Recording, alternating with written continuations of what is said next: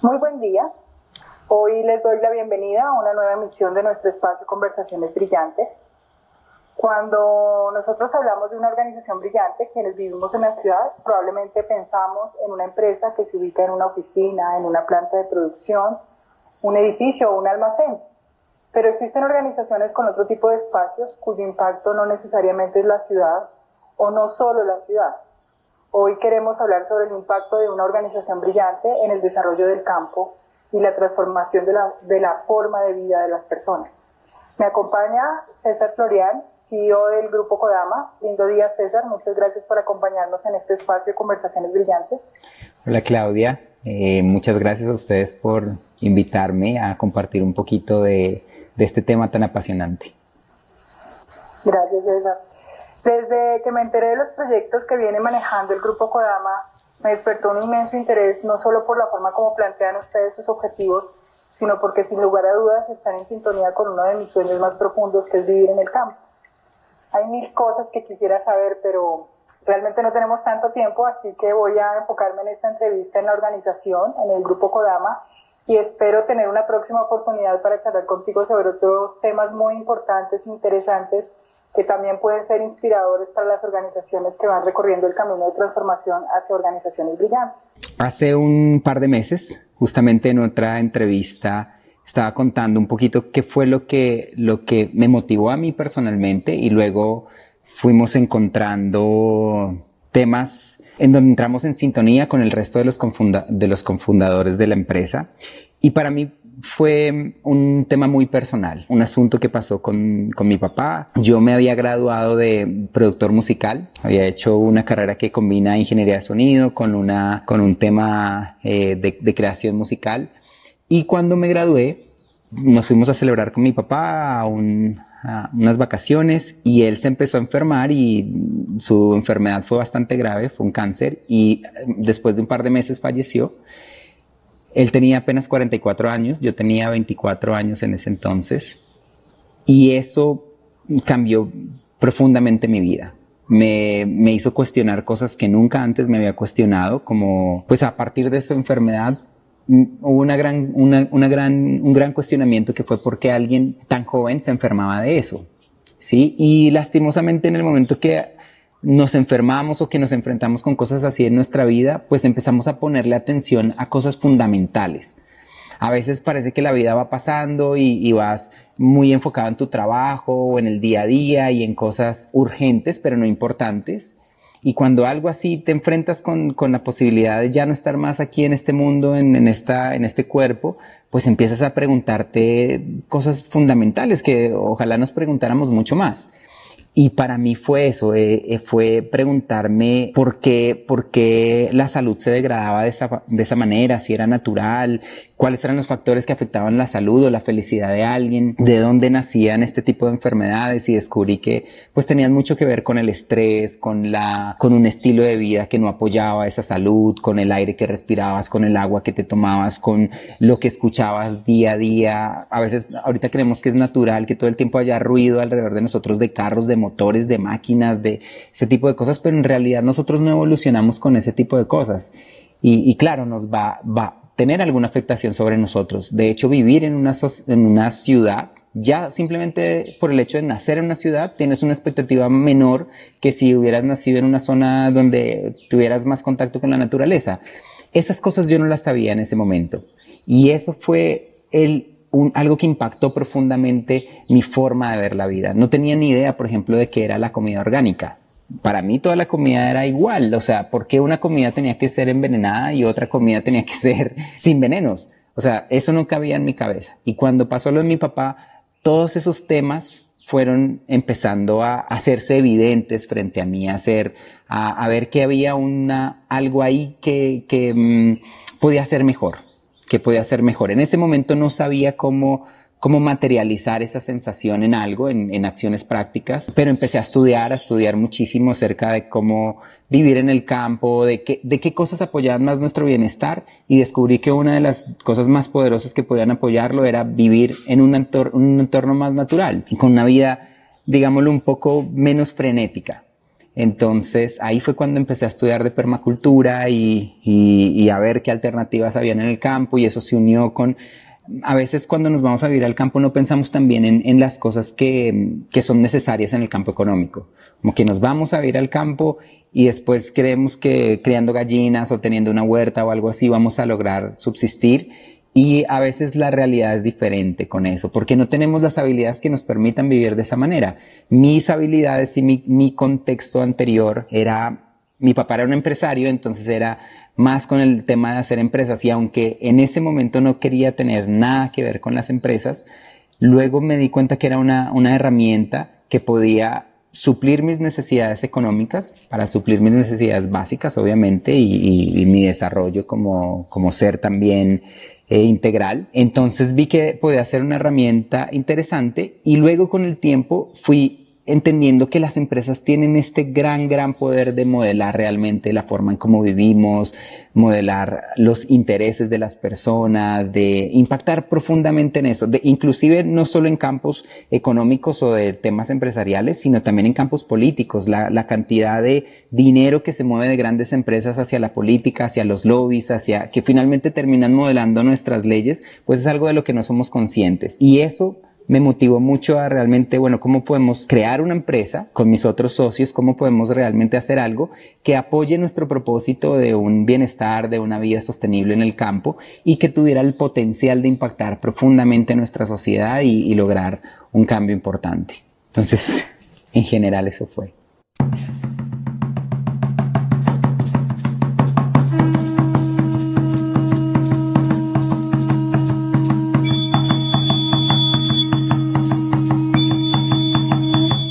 Yo llevo 10 años de forma personal viviendo en el campo y tratando de organizar algo, ¿sí? Que tuviera alguna forma y que estuviera en pro de un propósito. Entonces lo intenté de forma convencional, o sea, con las herramientas que conocía, hay un jefe y hay unas personas que viven por un salario, entonces hay que decirles qué hacer. Y de alguna forma entendía que eso no estaba funcionando muy bien. Siempre había algún malestar en las personas en el equipo. Y también veía que si en general, como te decía antes, la parte de alimentación o la parte de medicinas o la parte de políticas podían ser mejor, ¿por qué no también la forma como nos organizábamos en pro de un propósito? Y pues ahí empecé a estudiar muchas cosas. Al principio con 0 herramientas y 0 información, más una especie de experimentación. Y en esa experimentación no funcionaron muchas cosas.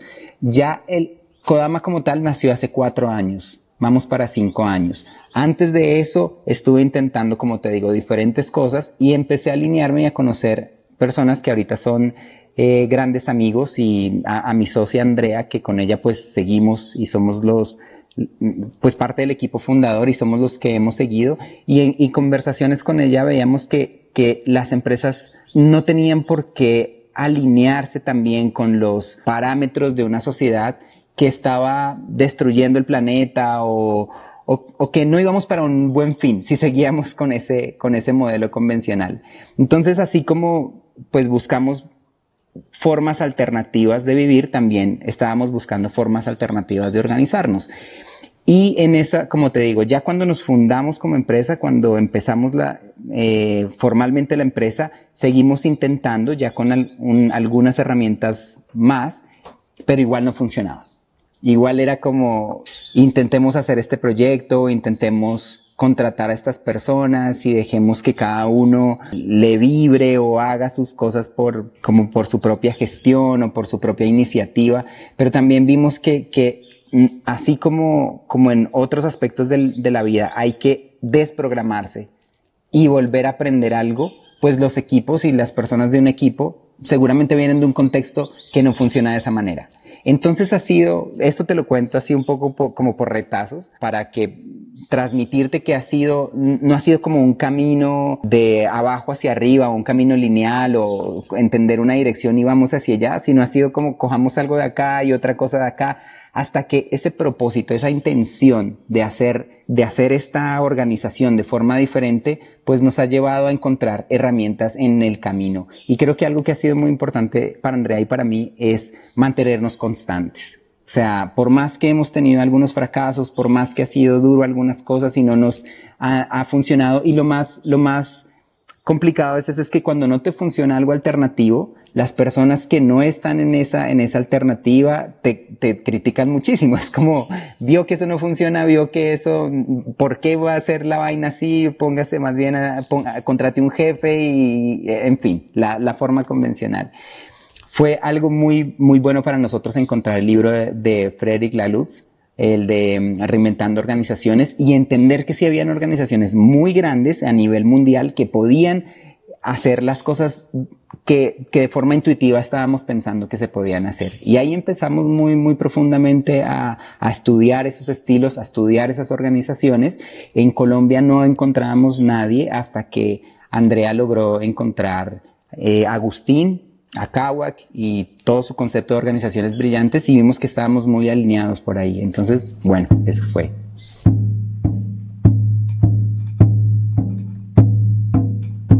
Al principio, y de este nacimiento un poco de la empresa y de un equipo al principio un poco hippie, podríamos decirlo, de vamos y que nos reconectamos con la naturaleza y la Pachamama nos mantiene y todas estas cosas, pues también aprendimos mucho. Sí, también aprendimos que un equipo, un grupo estresado porque no tiene para hacer un mercado, o porque no puede ir a hacer el viaje a visitar a su mamá, o porque no puede cumplir uno de sus sueños de su vida que implica algo económico, pues empieza a impactar esa armonía de la empresa. No digo que no se pueda, o de la organización, no digo que no se pueda. Existen, no sé, grupos de diferentes religiones que logran sin ningún tipo de recurso económico estar muy felices y tienen un nivel, digamos, espiritual, diría yo, bastante elevado y genial llegar a ese punto. Pero también entendemos que nosotros, como personas que venimos de la ciudad o que venimos de un contexto un poco más normal, pues es importante para nosotros ese tema económico.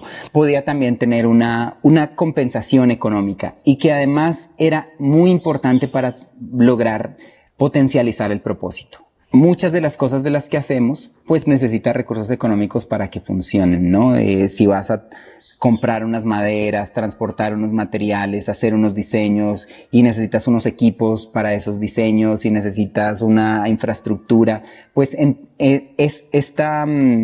decía una frase de uno de los autores de la permacultura, decía que el dinero para los proyectos permaculturales es como el agua para las plantas, las ayuda a crecer y a mantenerse vivas. Entonces lo entendimos y vimos que que podíamos dejar de pelearnos con eso, sí, con el tema de la herramienta que es el dinero, y podíamos más bien mantener el propósito por encima de el querer obtener ganancias económicas, pero que podíamos utilizarla de hecho para potencializar ese propósito. Entre más comunidades holísticas logremos gestionar, entre más fincas con sistemas integrales ecológicos podamos hacer, pues más vamos a lograr cumplir ese propósito. Y si el dinero es una de esas cosas que aporta para que eso sea posible, pues bienvenido.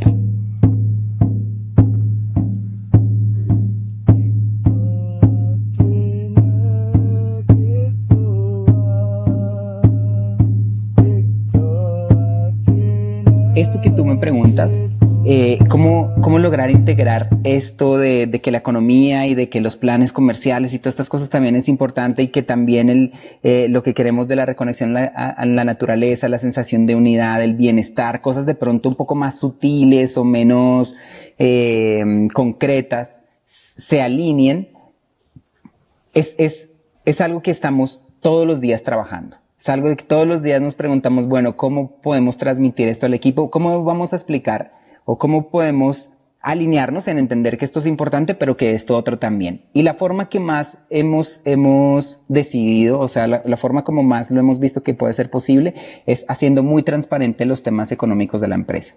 Que todos sepan cuánto gana todo el mundo, qué nos deja un proyecto, cuál es la utilidad, en qué vamos a utilizar esos dineros, y cada vez que el equipo se permea más de esas cifras, y pues obviamente depende del conocimiento también del equipo, algunas personas están más conectadas con las partes financieras, entonces lo analizan más, otras están, digamos, más tranquilas con su pago, con su salario, y se acercan menos a eso, pero en el momento que tengan unas dudas, la contabilidad, las cifras de la empresa están totalmente abiertas para todos los que hacemos parte del equipo. Entonces creo que eso ha sido algo que nos ha ayudado a conectar las cosas. ¿Cómo están ustedes articulando todas estas ideas con su forma de organización? ¿Cómo los benefician? ¿Por qué se apoyan en estas ideas? ¿Qué ha traído esto para ustedes? Pues mira, justamente como lo dices, hay algo muy importante que creo que es uno de esos principios que pueden ayudar a una organización, y es, como bien lo dices en Organizaciones Brillantes, es entenderse como parte del todo, ¿sí? Y entender también que eso tiene algunos aspectos transversales, no solo la parte técnica. Si nosotros podemos hacer una casa que construimos de la tierra del lugar y de maderas, de madera para tener un menor impacto ecológico, neutro o regenerativo, pero no sabemos cómo comunicarnos en ese equipo que hace las cosas, pues seguramente vamos a tener o una obra terminada, a tiempo, bien hecha, con un equipo muy infeliz, o vamos a tener un equipo feliz que está todo el tiempo en temas como de comunicación y en temas de fiesta o algo así, pero una obra o un contrato sin hacer. Entonces, para nosotros ha sido importante entender esas dos cosas. Entre mejor comunicación tengamos en el equipo, entre más alineados estemos con el proyecto, entre más alineados de forma profunda, o sea, tiene que ver realmente con nuestra filosofía de vida. Y pienso que de los 18 o 19 personas que somos ahorita en el grupo Kodama, realmente las personas que están, que son parte del equipo son porque lo hacen porque tienen esa misma filosofía, esa misma sensibilidad con este tipo de cosas. No solo una propuesta laboral o técnica de lo que hacen, porque pues la mayoría del equipo vive, por ejemplo, acá en la finca. Muchos de los que no viven acá en la finca están todo el tiempo visitándolo, tienen tiempos de temporadas que pasan aquí. Entonces no sería posible que un ingeniero civil o un arquitecto pudiera estar trabajando con nosotros sin entender de primera mano de qué se trata nuestra propuesta de vida, porque es un estilo de vida lo que promocionamos más que un producto o un servicio técnico específico. Entonces, y de hecho, eso llega a permear tanto en la cultura de la empresa que también en nuestros proyectos. Ahorita el proyecto en el que estamos trabajando en la comunidad holística intencional, el Nahual, justamente se llama Comunidad Holística Intencional porque concebimos esa vida de las personas que van a estar en este proyecto como un concepto holístico. Es decir, no podemos dejarles una casita muy linda y un acueducto y un tema eléctrico y de vías, que eso es el tema físico normal, muy bonito, pero de pronto que no sepan resolver un conflicto entre ellos, tomar una decisión, tener un acuerdo, tener un propósito que les permita tomar decisiones de forma más fácil. Entonces, si nuestro propósito realmente es ese bienestar de las personas, como muy bien lo dijiste ahorita, no solo conectarlas con la naturaleza, sino esa sensación de unidad y de bienestar, pues tenemos que ir un poco más allá y debemos vivirlo desde nuestra propia organización para experimentarlo y poder hablar con conocimiento de causa.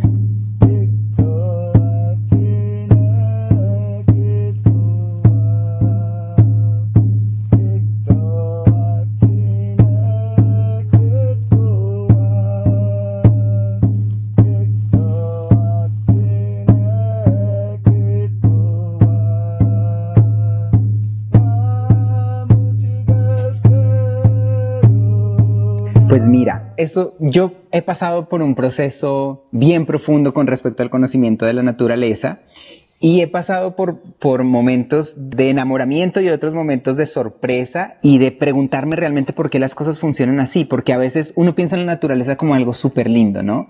Como, wow, la naturaleza es perfecta y todos los seres son amorosos y ves los pajaritos cantando y ves de pronto, no sé, depende de la concepción de la naturaleza de cada quien, las selvas y todo como impoluto y etcétera.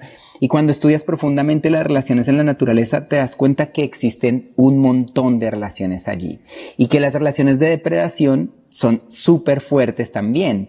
Es decir, árboles que en sus raíces lanzan químicos para matar a otros árboles, colonias de insectos que capturan otros insectos de hecho, a veces como para parasitarlos y hacerlos hacer lo que ellos quieren. Y seres que vemos súper lindos también cuando estudias profundamente cómo es la vida, algo muy común, por ejemplo, si estudias la vida de las manadas de leones, cómo termina ese león macho que fue una vez imponente, que fue una vez como el que lideró esa manada y luego termina aislado porque llegó uno más joven y lo sacó y terminado muerto del hambre o bueno, en unas condiciones que uno dice, guau, qué fuerte es la naturaleza tan linda que vemos. Pero es importante entenderlo y entendernos como parte de esa naturaleza también y entender también que hay dentro de todo ese universo de cosas intensas que pasan allí, entender también que hay unas relaciones que funcionan bastante bien,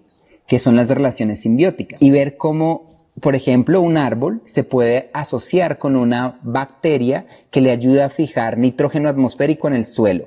Entonces él intercambia azúcar y la bacteria esta le da nitrógeno. Dos cosas que necesita el uno y el otro. Esas tipo de relaciones son normalmente de beneficio para las dos partes. Como el pajarito que le quita las garrapatas a la vaca, que eso es algo que pues se ve mucho, ¿no? Entonces el pajarito se alimenta y la vaca se limpia de parásitos. Entonces es ver cómo, en qué universo, en qué espectro de esa gran naturaleza quieres entrar, cuál quieres apoyar y en dónde quieres estar.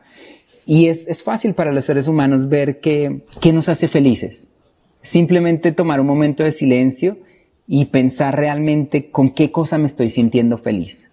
Y normalmente va a llevar a las mismas cosas esa respuesta, hacia el contacto con la naturaleza, hacia las relaciones entre nuestros amigos, entre nuestra familia, las relaciones sociales en general, a tener nuestras necesidades de alimentación, de agua, de aire cubiertas, tener esa conexión también con lo divino. Muy probablemente todos vamos en ese momento de silencio a entender que eso es algo que causa un gran impacto en nuestra sensación de bienestar. Entonces, estas cosas son de alguna forma algo que podemos, a partir de esa reflexión, entender y luego buscar que nuestra vida vaya en pro de ello.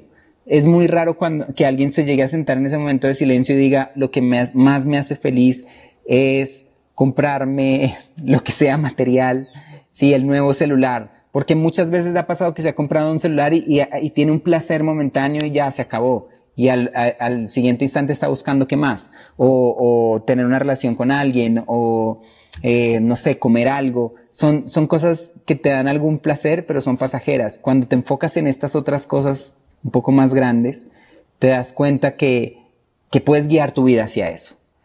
Así que ya para ser un poco más concreto con la respuesta, pues lo que he aprendido es que la naturaleza tiene muchas dimensiones, hay demasiada riqueza allí y que nosotros como seres conscientes, como seres pensantes, podemos escoger qué canal, qué tipo de estilo de vida queremos para nosotros. Así que creo que esto lo hace muy bien la organización Brillante, encontrar esas relaciones, digámosle, simbióticas de ayuda mutua, de crecimiento mutuo para un propósito en especial.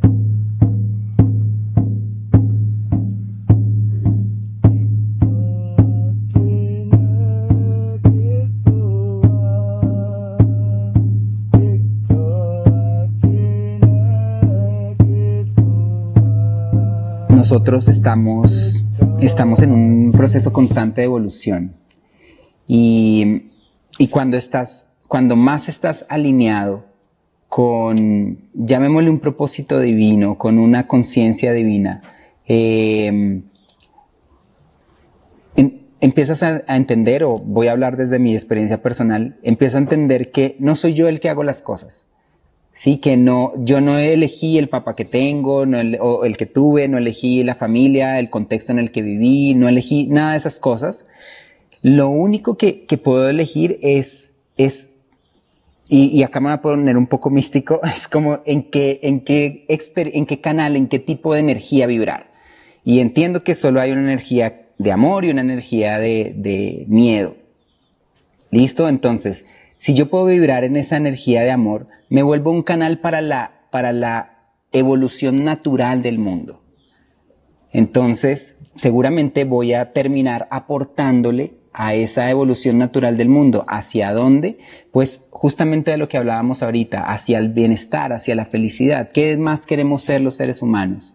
Sí, que tener una experiencia de vida que nos acerque a esa plenitud. ¿Sí? Entonces, yo creo que el mundo va a ir hacia allá en razón a lo comprometidos que estemos estas personas, que logramos tener este conocimiento en ser canales, en realmente confiar de que si somos esos canales vamos a poder vivir primero con todas nuestras necesidades cubiertas, seguramente de una forma muy feliz y teniendo unas actividades del día a día muy significativas. Yo creo que hay varios movimientos acá en Colombia y alrededor del mundo que están naciendo de ecoaldeas o ecovillas o comunidades intencionales o comunidades ecológicas.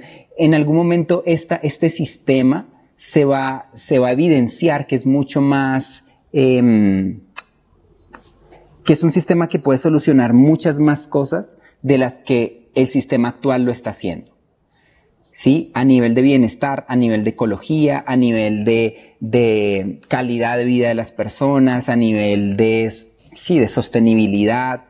Entonces, es solamente mostrarlo, empezar a mostrar que puede funcionar, que este modelo, que sí puedes tener una casa construida de la misma tierra del sector, que sí una casa de madera puede ser muy fuerte, que sí puede una huerta dar la comida para una comunidad completa, que sí, que la comunicación no violenta, que las técnicas de resolución de conflictos pueden hacer que tomes decisiones mucho más ágiles, más fácil, con menos energía para llegar a tomar esa decisión. Entonces, cuando el resto de las personas puedan ver que eso funciona, ¿por qué no van a ir hacia allá? ¿Por qué no van a empezar a apoyarlo económica, energética, técnicamente, ese nuevo mundo o ese mundo que queremos tener? Cuando lo logremos, va a venir algo mejor. Todavía no lo sabemos. No es perfecto lo que estamos proponiendo nosotros. Va a seguir evolucionando y no sabemos hacia dónde. Por ahora, nuestro propósito es ser también ese canal, y ya de forma personal, ese canal que entiende de alguna manera, que